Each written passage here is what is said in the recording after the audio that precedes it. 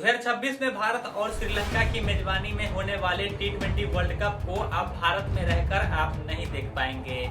सरल शब्दों में कहें तो भारत और श्रीलंका में होने वाले T20 वर्ल्ड कप को आप डिजिटली नहीं देख पाएंगे। ऑफलाइन तो आप ग्राउंड्स में जाके देख सकते हैं, लेकिन डिजिटली इस बार आप संभवतः मुकाबलों को नहीं देख पाएंगे भारत में। इसके पीछे का कारण है जियो स्टार। दरअसल खबर आ रही है कि जियो स्टार ने इस बार के राइट्स जो थे T20 वर्ल्ड कप के, उससे पीछे हटने का फैसला लिया है। आपको बता दें कि जियो स्टार ने 2023 से 2027 तक के राइट्स खरीद रखे थे आईसीसी टूर्नामेंट्स के। हालांकि जियो स्टार का कहना है कि राइट्स से जो है उसको नुकसान हो रहा है। 2024-25 में जियो स्टार को हजारों करोड़ का नुकसान हुआ है। संभवतः उनका कहना है कि यह नुकसान आईसीसी टूर्नामेंट्स की वजह से ही हुआ है, क्योंकि जितने में राइट्स उन्होंने खरीदा था उस राइट्स से उतनी उनकी कमाई नहीं हो पा रही है, क्योंकि कमाई विज्ञापन के जरिए होती है। और इस बार जो है सरकार ने ड्रीम 11 और माई 11 सर्कल जैसे ऐप को बैन कर दिया है। इस वजह से उनकी कमाई जो है भीषण तौर पर गिरी है और आने वाले सालों में भी संभवतः उस हिसाब से कमाई नहीं हो पाएगी जिस हिसाब से उन्होंने राइट्स खरीद रखे हैं। ऐसे में उन्होंने जो है राइट्स खरीदने से मना कर दिया है। और अब जो है टूर्नामेंट्स के ठीक 2 महीने पहले आईसीसी जो है नए ब्रॉडकास्टर को ढूंढ रही है, जिसमें सोनी, अमेजॉन प्राइम जैसे कंपनी से संपर्क कर रही है आईसीसी।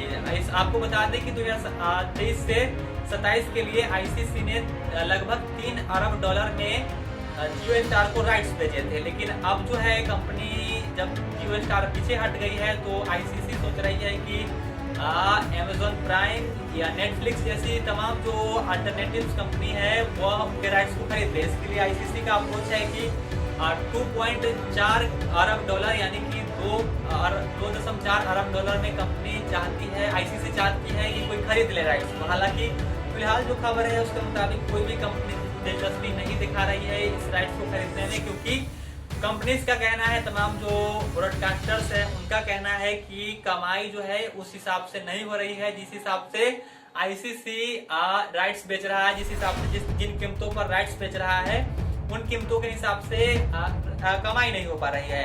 आपको बता दें कि कोई भी कंपनी, कोई भी ब्रॉडकास्टर राइट्स खरीदता है तो उसकी मेन कमाई का सोर्स रहता है एडवर्टाइजमेंट।